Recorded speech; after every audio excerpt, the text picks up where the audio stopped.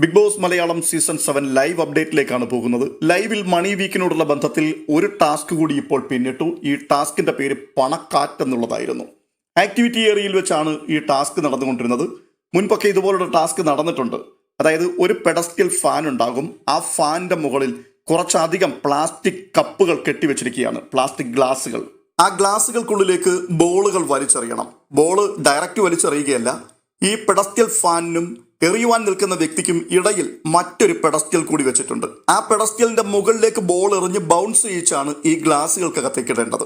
ഒരു ഗ്ലാസ്സിൽ ബോൾ വീണാൽ ലഭിക്കുന്നത് 5000 രൂപയാണ്. അങ്ങനെ 5000 രൂപ വീതം അടങ്ങുന്ന ഒരു കൂട്ടം ഗ്ലാസുകളാണ് അങ്ങോട്ടും ഇങ്ങോട്ടും വീശി കറങ്ങിക്കൊണ്ടിരിക്കുന്ന ഫാനിന്റെ മുൻപിൽ കെട്ടിവെച്ചിരിക്കുന്നത്.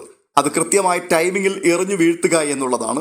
50,000 രൂപയാണ് ബിഗ് ബോസ് ഇതിനു വേണ്ടി ഓഫർ ചെയ്തത്. പക്ഷേ ഈ 50,000 രൂപയിൽ വെറും 25,000 രൂപ മാത്രമാണ് അവർക്ക് കളക്ട് ചെയ്യുവാൻ കഴിഞ്ഞത്. ഈ ടാസ്കിൽ പങ്കെടുത്തവരിൽ 3 ആൾക്കാർക്ക് മാത്രമാണ് മണി കളക്ട് ചെയ്യുവാൻ കഴിഞ്ഞത്. 1 അനുമോൾ, 2 ഷാനവാസ്, 3 അക്ബർ. ഷാനവാസിനും അക്ബർക്കും 10,000 രൂപ വീതം ലഭിച്ചു. അനുമോൾക്ക് 5,000 രൂപയും ലഭിച്ചു.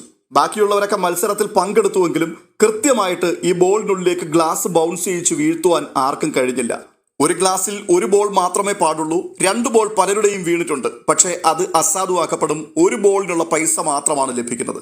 അങ്ങനെ 25,000 രൂപ ഈ ടാസ്കിൽ കൂടി അവർ സ്വന്തമാക്കിയിരിക്കുകയാണ്. ടിക്കറ്റ് ഫിനാലെ കരസ്ഥമാക്കുമ്പോൾ ലഭിക്കുന്ന 50 ലക്ഷം രൂപ, ആ 50 ലക്ഷം രൂപയിൽ നിന്നാണ് ഈ പണം നഷ്ടമായിക്കൊണ്ടിരിക്കുന്നത് അല്ലെങ്കിൽ കുറവ് വരുത്തുന്നത് എന്നുള്ളൊരു സവിശേഷത കൂടി ഇവിടെയുണ്ട്.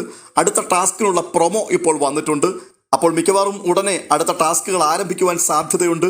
അതിൻ്റെ അപ്ഡേഷനുമായി വീണ്ടും എത്താം.